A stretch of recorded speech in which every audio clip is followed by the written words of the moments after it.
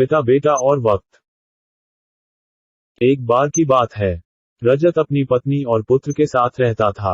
रजत का ज्यादा समय काम करने में बीत जाता था। वह रात को देरी से आता था और सुबह जल्दी निकल जाता था, इसलिए उसकी और उसके पुत्र की मुलाकात मुश्किल से ही हो पाती थी। देर से आने के कारण पुत्र सो जाता था और सुबह भी सोया हुआ रहता था। एक दिन रविवार का दिन था। उस दिन रजत को घर से ही काम करना था, इसलिए वह सोफे पर बैठकर आराम से लैपटॉप पर काम करता है। तभी उसका छोटा सा पुत्र रजत के पास आकर बैठा। रजत उसकी तरफ नहीं देखता है। पुत्र कहता है कि पापा, मैं आपसे एक बात पूछना चाहता था। रजत को लगता है कि उसे कुछ चाहिए होगा, इसलिए पूछ रहा है। रजत बिना पुत्र की तरफ देखे के कहता है कि हाँ, पूछो।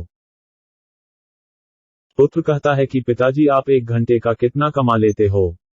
रजत को क्रोध आता है।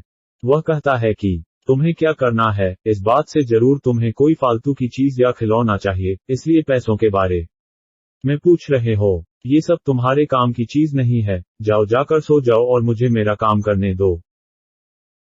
बेचारा पुत्र चुपचाप जाकर अपने कमरे में सो जाता है। काफी रात हो गई थी। अब रजत काम पूरा करके सोने जाता है तो उसे पुत्र की याद आती है कि उसने कैसे बेचारे बच्चे को डांट दिया।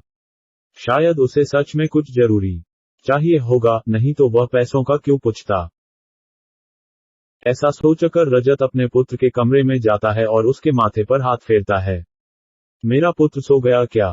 तभी पुत्र अचानक उठकर बैठ गया और बोला, नहीं पिताजी, मैं जागा हुआ हूं। पिताजी बच्चे से कहते हैं कि पुत्र, मैं उस वक्त व्यस्त था, अब बोलो तुम्हें कितने पैसे चाहिए?